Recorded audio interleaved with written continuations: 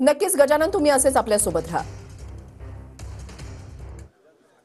अभिवादन करून जे हिंदुत्वाचे विचार देशाला आदरणीय हिंदू हृदय सम्राट शिवसेना प्रमुख वंदनीय बाळासाहेब ठाकरे साहेबांनी दिले, तेच विचार आणि त्याच विचारांची प्रेरणा या पवित्र स्थळापासून घेऊन आम्ही सगळेजण या ठिकाणी काम करतोय। त्यामुळं या ठिकाणहून प्रेरणा घेऊन पुढची वाटचाल अधिक जोमानं करण्यासाठी अधिक स्रोत, अधिक ऊर्जा सगळ्यांनाच या ठिकाणी मिळते आणि त्याप्रमाणे आम्ही आज या पवित्र स्मृतीस्थळाला अभिवादन केलेलं आहे। कॅबिनेट मंत्री गुलाबराव पाटील सर आपल्या सोबत आहे। सर, काय सांगणार? आज तुम्ही रेशीमबाग कार्यालयात आलेले आहेत। ज्या विचारानं हे सरकार आलं त्या विचाराचं मूळ इथनं सुरू होतं। निश्चितपणाने शिवसेना प्रमुख बाळासाहेब ठाकरे आणि संघाचं एक प्रेमाचं नातं कायमस्वरूपी राहिलेलं आहे। जरी आम्ही वेगळ्या वेगळ्या पक्षात काम करत असले तरी आमचा मूळ जे धागा आहे तो हिंदुत्वाचा। त्यामुळे इथं आल्यानंतर ज्याप्रमाणे बाळासाहेबांकडे गेल्यानंतर मातोश्रीमध्ये एक वेगळा आनंद असायचा, त्याच पद्धतीचा आनंद या ठिकाणी आल्यावर आम्हाला वाटत असतो। आणि हे आमचं शक्तिपीठ आहे आणि शक्तिपीठामध्ये आल्यानंतर निश्चितपणाने पुढच्या कामाची चालना आम्हाला मिळत असते।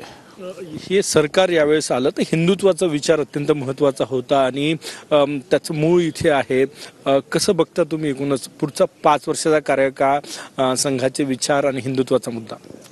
शिवसेना आणि भारतीय जनता पार्टी ही हिंदुत्व आणि राष्ट्रीयत्व याच्या मुद्द्यावरच मागे कूच करत गेलेली आहे आणि निश्चितपणाने इथे आल्यावर तो विचार आमच्या पाठीशी कायम आहे। आणि आपण पाहिलं असेल की या निवडणुकीमध्ये ज्याप्रमाणे सार्वजनिक जीवनामध्ये केलेले कामं, विकासाची कामं ज्याप्रमाणे कामात आली, त्याचप्रमाणे संघाने यावेळेस घेतलेली मेहनत ती सुद्धा त्याच्यामध्ये सगळ्यात महत्त्वाची होती। कॅमेरामॅन सचिन सयामसह गजानन माटे, TV9 मराठी, नागपूर। हिंदुत्वाच्या विचारासाठीच 2022ला ही जो उठाव केला होता आणि ते हिंदुत्वाची ताकद आता आपल्या देशामध्ये आणि महाराष्ट्रामध्ये पण आपल्याला दिसतंय की 230 पेक्षा अधिक आमदार निवडून आले। हे आता हिंदुत्वाची ही एकताचा हा प्रतीक आहे।